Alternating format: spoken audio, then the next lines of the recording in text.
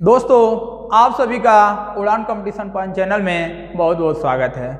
आज हम लोग साधारण ब्याज पढ़ेंगे तो इसका बेसिक जान लेते हैं। साधारण ब्याज में 5 शब्द देखने को मिलेगा: मूलधन, ब्याज, मिश्रधन, समय, ब्याज दर। तो चलिए एक एक करके सबके बारे में जान लेते हैं। मूलधन किसे कहते हैं? तो मूलधन उधार दी गई धन या उधार ली गई धन को हम लोग मूलधन कहते हैं। मूलधन के अतिरिक्त जो धन दिया जाता है उसे हम लोग ब्याज कहते हैं। मूलधन को P से दर्शाते हैं और ब्याज को I से दर्शाते हैं। अब बात करें मिश्रधन की, तो मिश्रधन मूलधन और ब्याज के योग को मिश्रधन कहते हैं। मिश्रधन को P प्लस I।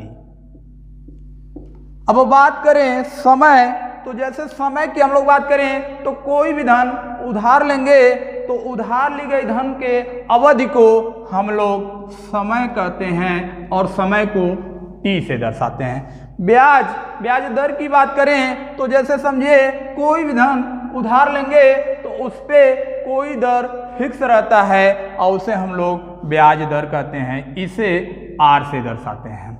अब चलिए इसके फार्मूले के बारे में जान लेते हैं। फार्मूला होता है SI बराबर P गुणे R गुणे T बटे 100। SI का मतलब सिंपल इंटरेस्ट, साधारण ब्याज, P प्रिंसिपल मतलब मूलधन, R रेट मतलब दर और T टाइम मतलब समय। एक फार्मूला और होता है SI बराबर RT प्रतिशत। ऊपर जो फार्मूला है इसमें रुपया दर्शाता है और नीचे जो फार्मूला है ये प्रतिशत दर्शाता है। एक छोटा सा एग्जाम्पल के माध्यम से इन दोनों का डाउट जो भी है खत्म कर लिया जाए। तो जैसे समझे 500 रुपया अगर धन है, 500 रुपया धन है, अगर दर 4%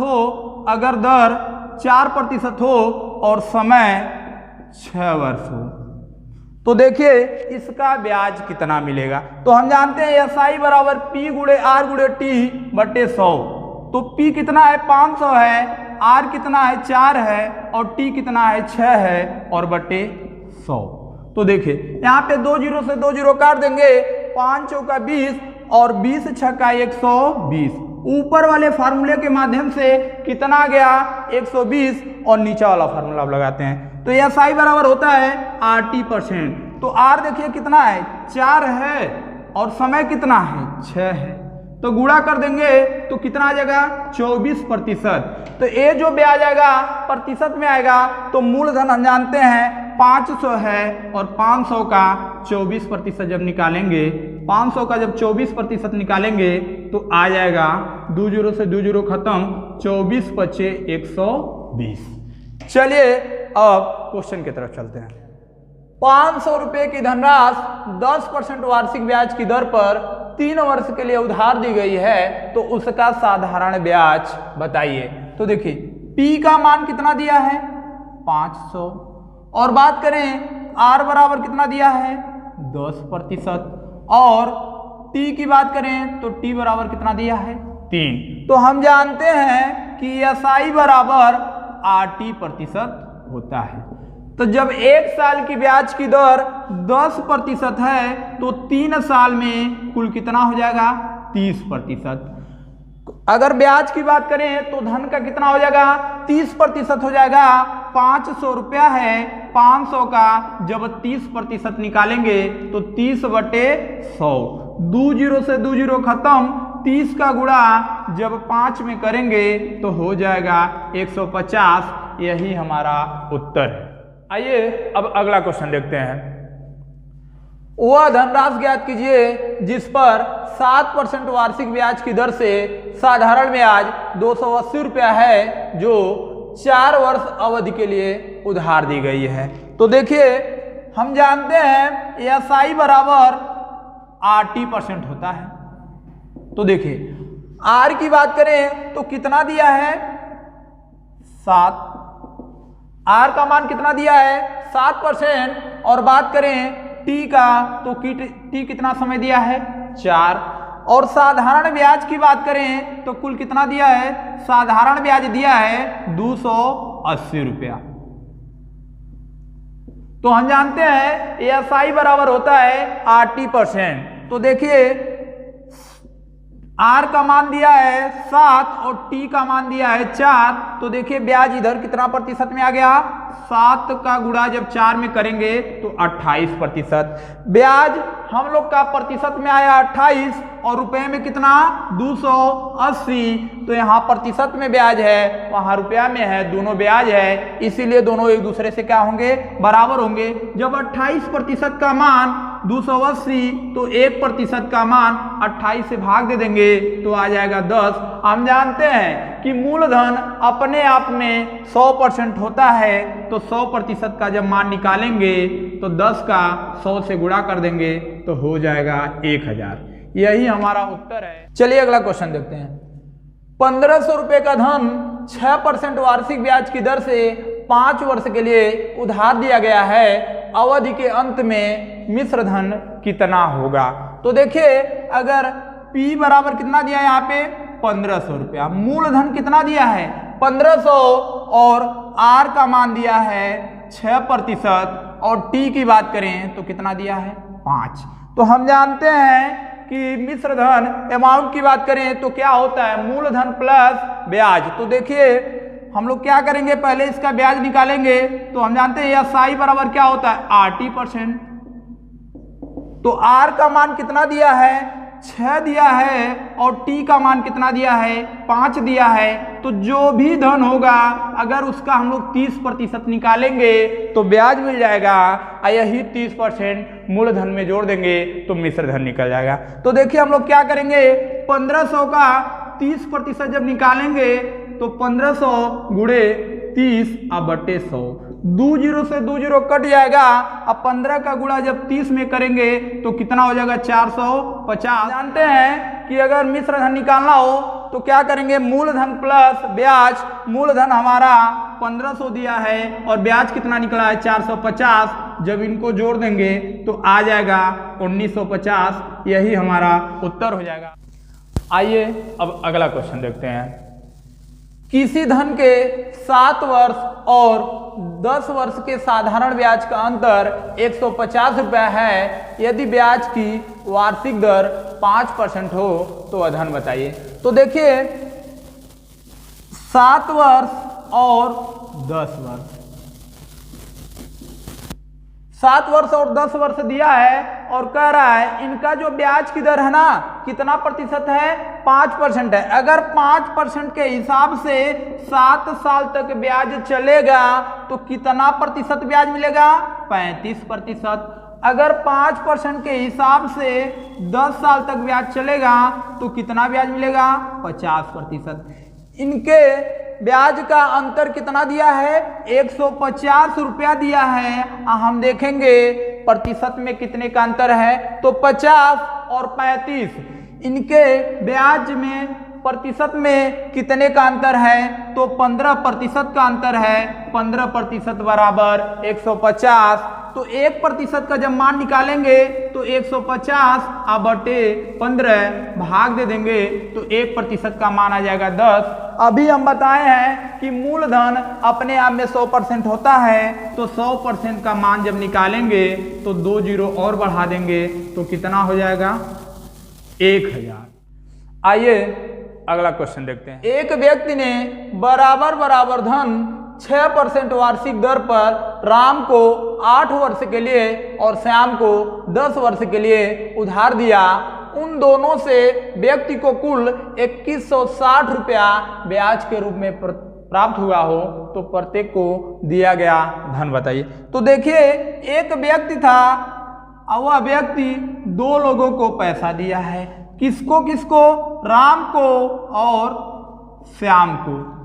दोनों लोग को एक ही दर पे दिया है लेकिन समय अलग अलग है। राम को दिया है 8 वर्ष के लिए और श्याम को दिया है 10 वर्ष के लिए। दर दोनों लोग का बराबर है। तो हम जानते हैं 6% वार्षिक ब्याज की दर से अगर राम की बात करें तो कुल कितना ही ब्याज देंगे 48%। और श्याम की बात करें 6% वार्षिक ब्याज की दर से 10 वर्ष में कुल कितना ब्याज, तो ये हो जाएगा 60%। अब कहा है दोनों लोग से कुल 2160 रुपया ब्याज मिला है। तो देखिए यहाँ पे राम के द्वारा प्रतिशत में 48 और श्याम के द्वारा 60, जब दोनों को प्रतिशत में अगर ब्याज की बात करें तो जोड़ देंगे तो कितना हो जाएगा, 8% ब्याज मिलेगा। और वहाँ पे रुपए में कुल कह रहा है 2160 रुपया। तो यहाँ पे प्रतिशत में 108 और रुपए में 2160, ये भी ब्याज है, ये भी ब्याज है, दोनों बराबर हो जाएगा। तो 1% का मान निकालेंगे तो 20 आ जाएगा। हम जानते हैं कि मूलधन की बात करें तो 100%, तो 100% का मान हो जाएगा 2000। आइए अगला क्वेश्चन देखते हैं, गुणा पे आधारित। साधारण ब्याज की किस दर से कोई धन 5 वर्ष में अपने का 2 गुना हो जाएगा।